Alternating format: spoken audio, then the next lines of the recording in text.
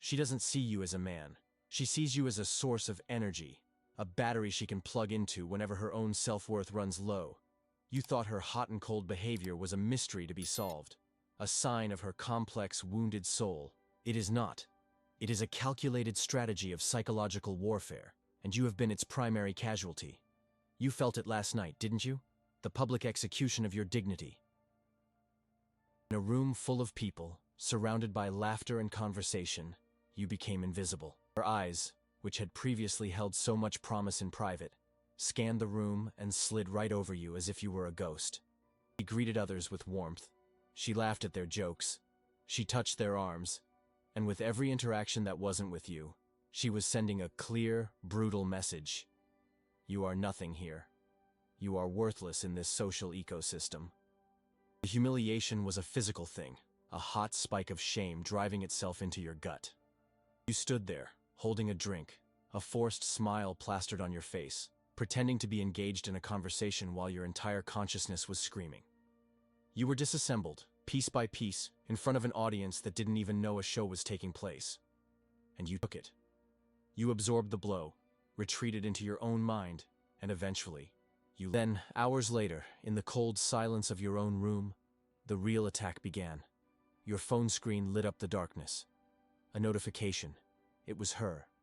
Not an apology, not an explanation, just a cryptic, low-effort text. Can't sleep. Or maybe a random meme. A digital breadcrumb thrown to a starving animal. And what did you do? Your heart leaped.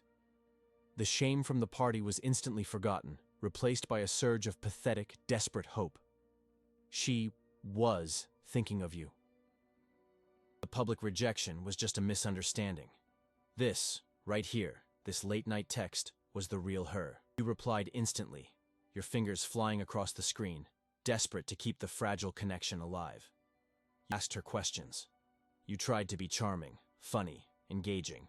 You gave her the validation she was seeking.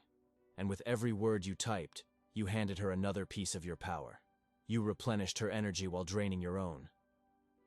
You proved to her that no matter how much she demeans you in public, a few meaningless words in private are all it takes to bring you back to heel, wagging your tail for more. This cycle of public humiliation and private validation is not a courtship. It is a taming ritual. She is breaking you. She is conditioning you to accept disrespect as a prerequisite for affection. The philosopher Arthur Schopenhauer would have looked at this situation with cold, analytical clarity. He would not see a complicated romance. He would see the relentless, blind striving of what he called the will to live. This is not a conscious, evil plan on her part. It is something deeper, more primal. Her actions are a manifestation of an unconscious force, a will that seeks to assert its dominance, to feel its own power by eliciting a reaction from another. Needs to see you react. Your confusion, your anxiety, your desperate need for her approval, these are the fuel her will consumes. She creates a problem by ignoring you, then offers a false solution with a text. And in doing so, she establishes herself as the one who controls your emotional state. She is the master, and you are the puppet whose strings she pulls to make herself feel alive. You have been looking at this chessboard thinking you're a player, when in fact, you are nothing but a pawn, sacrificed without a second thought to secure a stronger position for her ego. You are not in a relationship. You are locked in a cage where the bars are made of your own hope. Before we shatter that cage and teach you how to walk away from the ruins with your power not just intact, but magnified, you must make a commitment. Subscribe to Dominio Psicologico right now.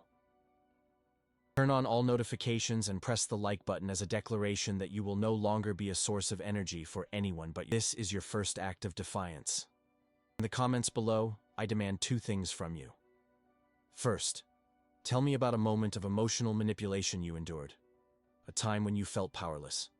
A wound that you are now ready to turn into a weapon.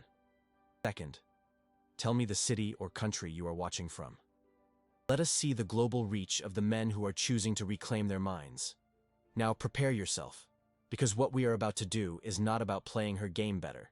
It is about flipping the entire board over and showing her that you were never playing her game at all. You were learning to master your own.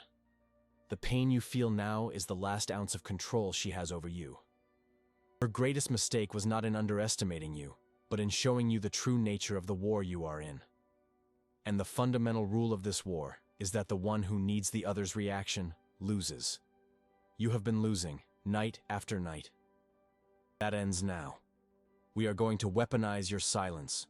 We will transform your indifference into an invisible fortress that her psychological attacks cannot penetrate. At the end of this transmission, you will understand how to make her feel the same desperate, gnawing uncertainty that she has inflicted upon you. And she will be the one staring at her phone, waiting for a response that may never come. Let's be brutally honest about how you got here.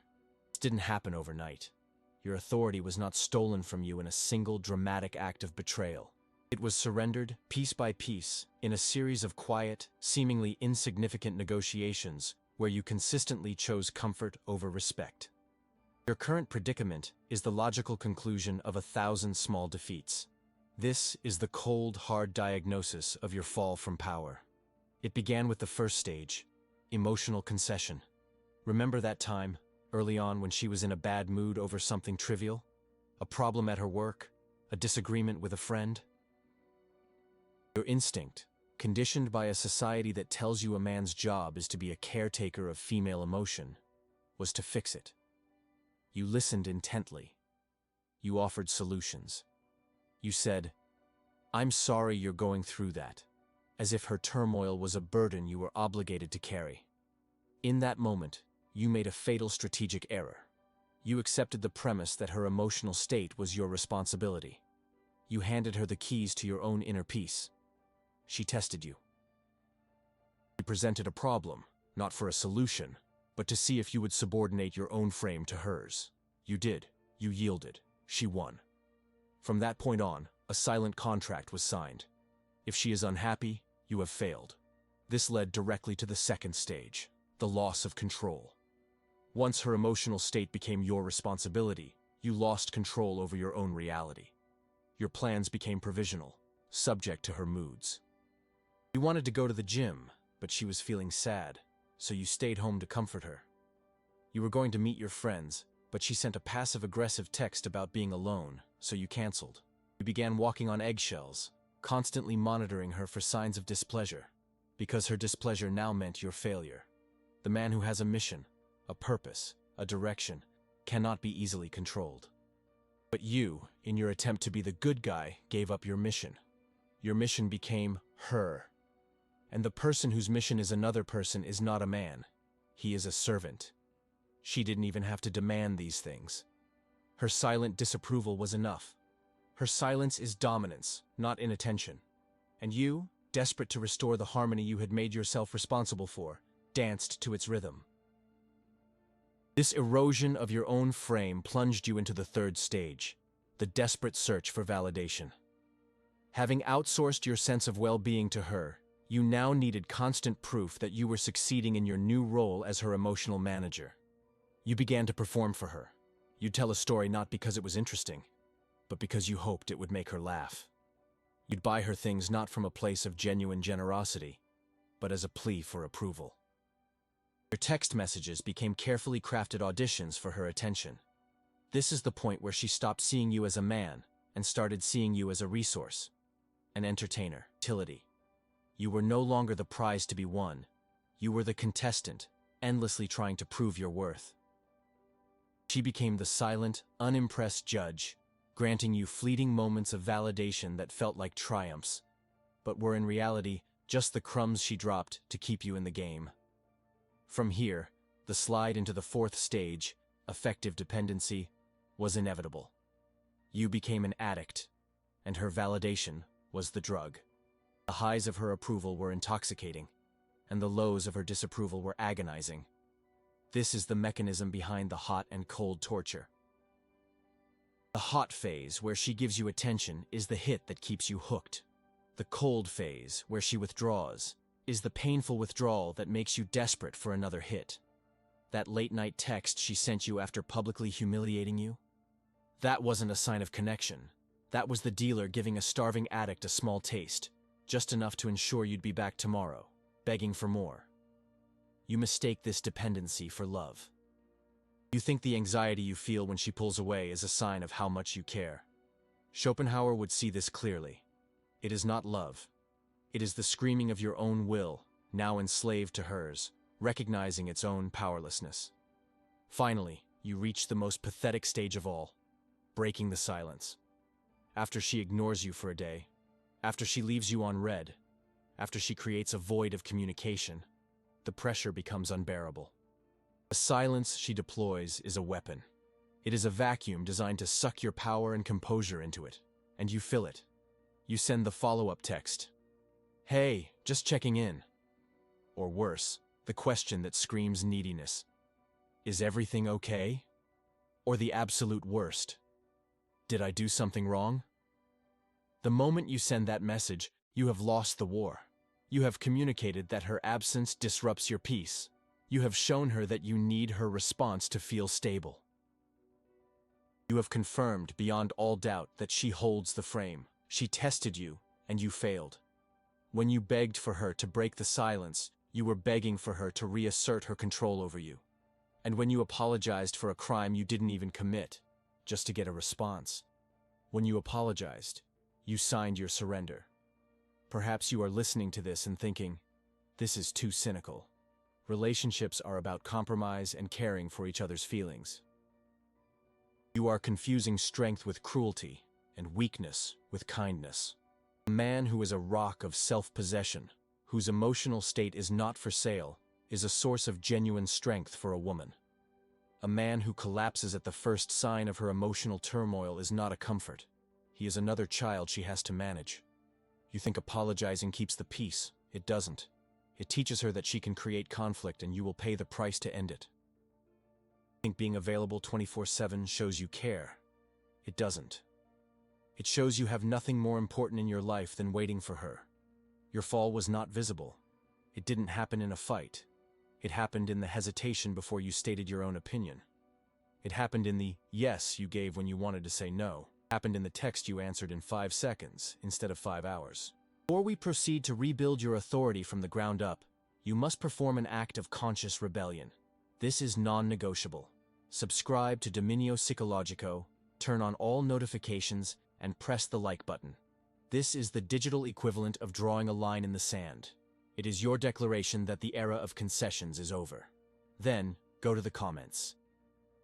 I want you to answer this question, and be honest with yourself and with the brotherhood of men reading it. What was the first test you failed?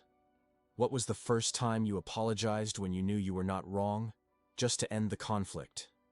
Name that moment. Expose that first act of surrender.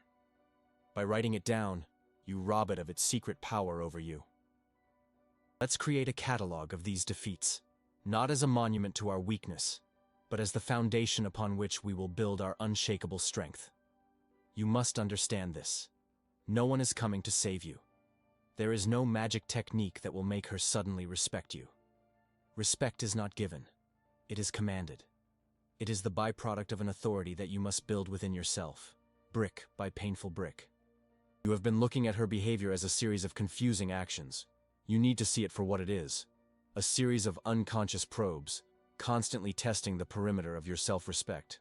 Every time she was late and you said it was okay, she found a breach. Every time she made a sarcastic joke at your expense and you laughed along, she found a weakness. Every time you abandoned your own principles to align with hers, she advanced her position. You were not in a relationship. You were in a silent, slow-motion siege, and you left the gates wide open. The cold reality is that she doesn't respect you right now because your actions have shown her, repeatedly, that you do not respect yourself. That is the diagnosis. The pain of this truth is the first step toward the cure. Now the reconstruction begins. There is no going back for the weak man. There is only the construction of the new. The person you were, the one who waited for her text, the one who rearranged his life around her moods, must be metaphorically executed. He was a liability. His existence was a strategic vulnerability. Your reconstruction will not be emotional. It will be tactical, cold, and absolute. It will be the work of a master architect building a fortress where a shack once stood. This is your new protocol. First, you will cut the excess. This is not a suggestion. It is a command. Your emotional and psychological space has been compromised. She has placed listening devices in your head in the form of memories, hopes, and digital connections. You must conduct a complete sweep. Go into your phone and remove every trace of her digital ghost. Unfollow her on all social media. Mute her stories. Delete the photo gallery you saved of her. Erase the conversation history. You think this is cruel? No, this is surgery. You are excising a cancerous growth that has metastasized in your psyche. Every picture you look at, every status update you see, is another dose of poison. Another reminder of the power she holds over your attention.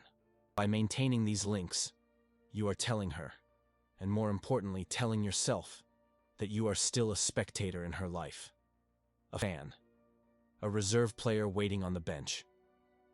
Your new mission requires you to be the protagonist of your own story, and the protagonist does not waste his energy watching someone else's. This act of digital severance is the first wall of your new fortress. It sends a silent, powerful message into the ether. You no longer have access to my attention. Next, you will install the silence. Your silence is not passive, it is a weapon. It is an active force. When she inevitably sends that next low-effort text, the meme, the hey, the can't sleep, your old self, the addict, would have scrambled to respond, desperate for a fix of her validation. The new you does nothing. You see the notification. You read the message. And you put the phone down. You let the silence stretch. Let it become a chasm. You must understand what is happening on a strategic level. Her text is a probe, a ping sent out to confirm that she still controls your emotional state. Your immediate response was her confirmation. It told her, yes, I am still here. Yes, you are still the center of my world. Yes, your low-effort breadcrumb is enough to make my heart leap. Your silence is the denial of that confirmation. It is a void where she expected a reaction. This void is terrifying to the ego that feeds on the reactions of others. In that silence, she is forced to confront her own motives. Why did he not answer? Is he with someone else? Did my public disrespect finally push him away? Is he indifferent? You have taken the power of the question away from her and placed it squarely in her own mind. Your silence is not about ignoring her. It is about forcing her to listen to her own insecurity. This is the essence of control. Do not reconquer her attention. Replace it with a silence so sharp, so profound, that it cuts through her ego and exposes her neediness. When interaction becomes inevitable, you will engage with minimal and unpredictable investment. There may come a point where a response is logistically necessary, or she escalates her attempts to breach your frame. Here, you will not be rude. Rudeness is an emotional reaction.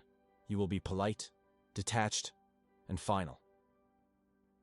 Communication will be an instrument used only to achieve a specific objective, not to build connection. If she asks, "Hey, haven't heard from you? Is everything okay?" Your old self would have written a paragraph explaining how busy you've been, secretly hoping she'd be impressed. The new you responds hours, or even a day later with, "All good. Hope you're well." That's it. No questions. No openings for more conversation. You are a closed door. If she asks you to do something, you do not bend your schedule. Your answer is a simple, "Can't make it," without apology or explanation. You are teaching her, through action, that your time and energy are now scarce, valuable resources that are no longer available on demand. You will become an absence that has weight, not a presence that implores. This entire framework is useless, however, if it is a lie. Silence and detachment are only powerful if they are a genuine reflection of a new reality. Therefore, your primary, all-consuming focus must be on building your own hierarchy. You will redirect every ounce of emotional, mental, and physical energy that you once poured into her, and you will invest it in yourself with the ruthless efficiency of a hedge fund manager. Your focus is now on 4 pillars of masculine power. First, the physical. You will be in the gym, forging a body that communicates discipline and strength before you ever speak a word. Second, the financial. You will pour yourself into your work, your business, your investments. Money is a tool, but the focus it requires builds a mission-oriented mindset that is immune to trivial emotional games. Third, the social. You will reconnect with your male friends. You will build a brotherhood, a network of strong men. Your social value is not determined by one woman's approval, but by the respect you command among other men. Fourth, the symbolic.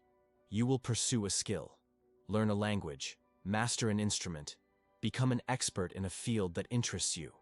This builds a core of internal validation. A man who can create something of value from his own mind and hands does not need to beg for validation from another.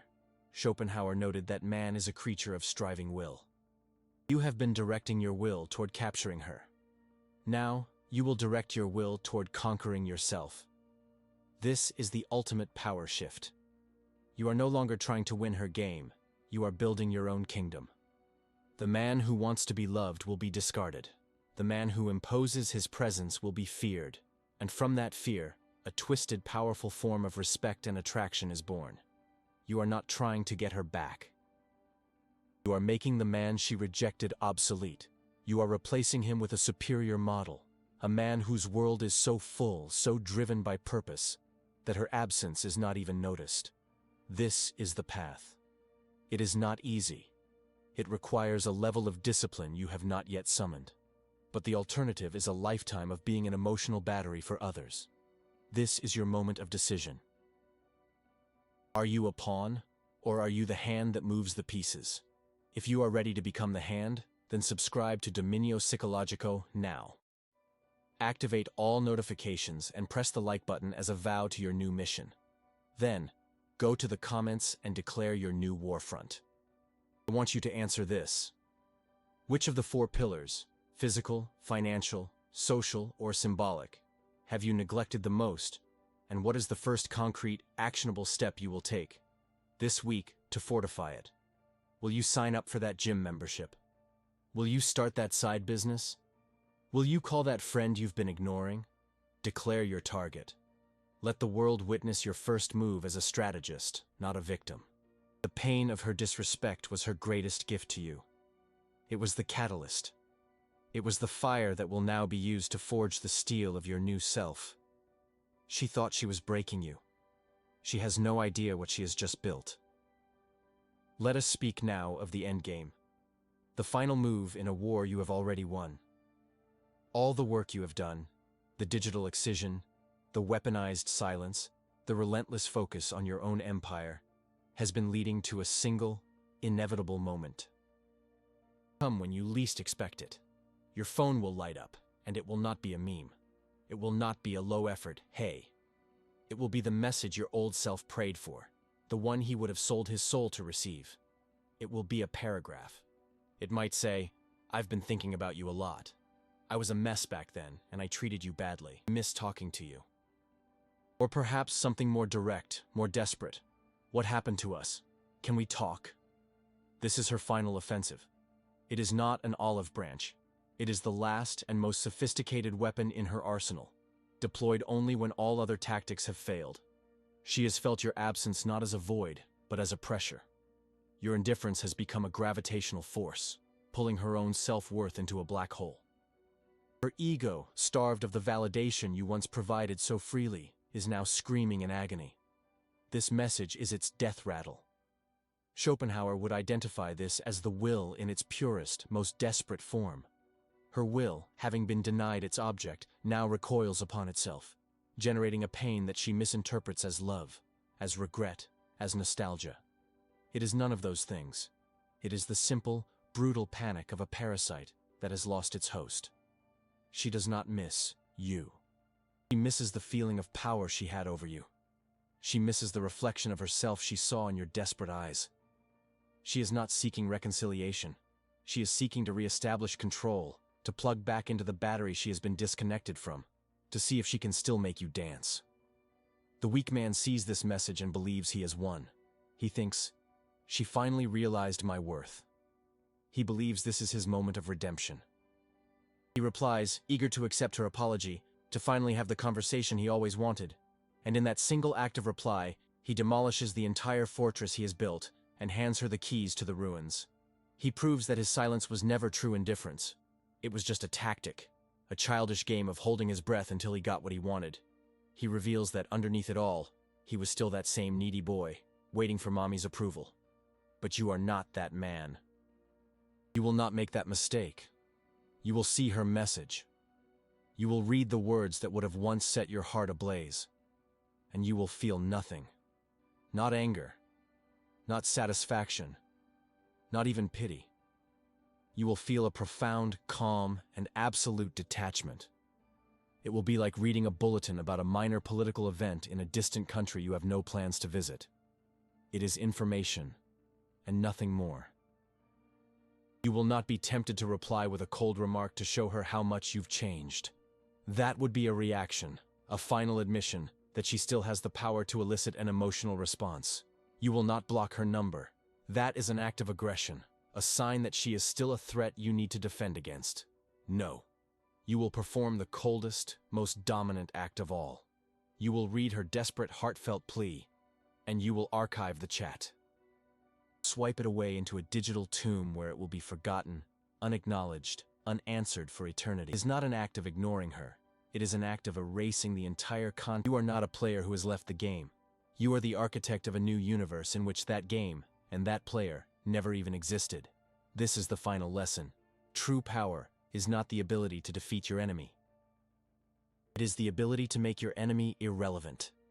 You did not flip the chessboard over in a fit of rage. You simply stood up from the table, walked out of the room, and dedicated your life to building a kingdom so vast and magnificent that the memory of that tiny, insignificant board game is lost in the grandeur of your own creation. You will be left staring at the pieces, wondering why her opponent is no longer making a move, slowly realizing that she is playing alone. Her message will remain there, a digital monument to her own powerlessness, a question mark hanging in a void that will never be filled. She will check her phone again and again, and she will be met with the only force her manipulations cannot defeat: your absolute, unwavering, and eternal silence. This is not revenge. Revenge is an emotional transaction. This tension. You have risen to a plane of existence where her games can no longer reach. Respect was never something she could give you.